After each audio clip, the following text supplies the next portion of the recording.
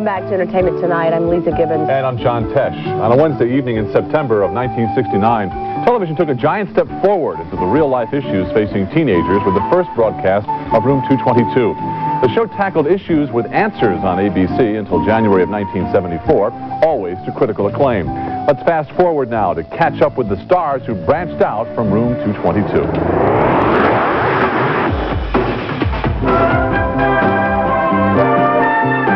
What I really remember from it is the love on the show.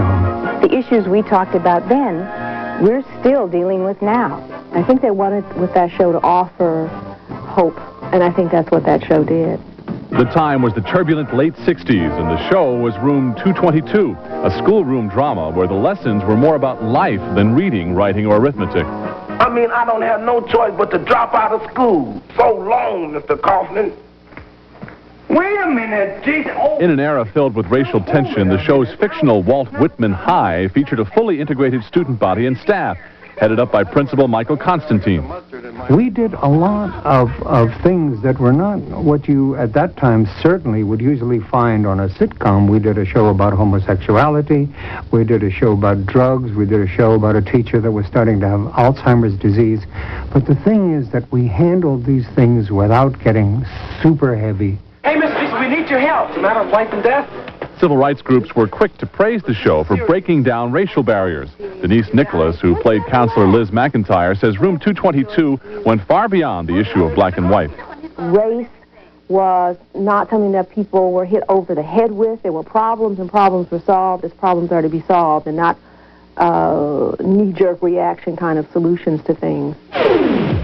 Nothing's changed there. Nope. These days, Nicholas is once again tackling TV's racial taboos. She's involved in an on-screen interracial romance with Carol O'Connor on In the Heat of the Night, but says fans cannot forget Room 222.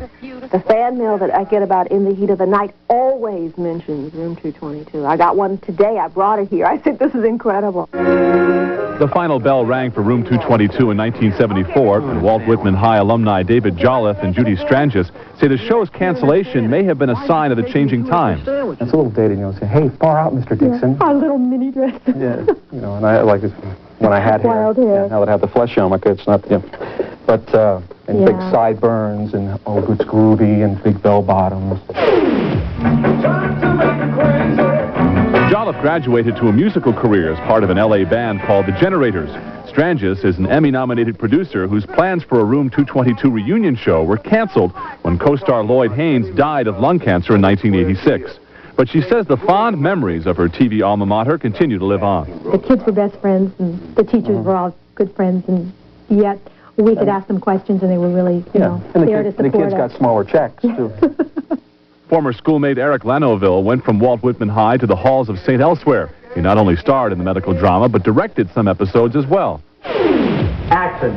Eric now works on shows including HBO's Dream On and I'll Fly Away. He says his directing career is the culmination of a dream that began on Room 222. I was always interested in directing, but being on Room 222 and being 17 years old, no one took me seriously. The supervisor's coming tomorrow, and I've got to be in control. Student teacher Karen Valentine has a tough time getting her pupils to take her seriously on the show, but today an all-grown-up Karen has hit the New York stage. Just remember who you're dealing with. That's all I'm saying. Karen is starring with Vincent Gardenia in the gangster comedy Breaking Legs.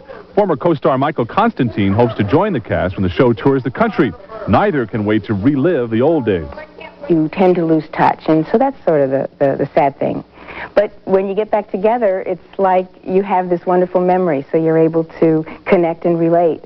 There was so much love on that show that I would have been happy to have it go longer. It was like going to a party when you went to work. You might find it difficult to believe that Room 222 was originally conceived as a situation comedy, complete with laugh track. That idea was dumped almost immediately, and the switch was made to more serious TV fare.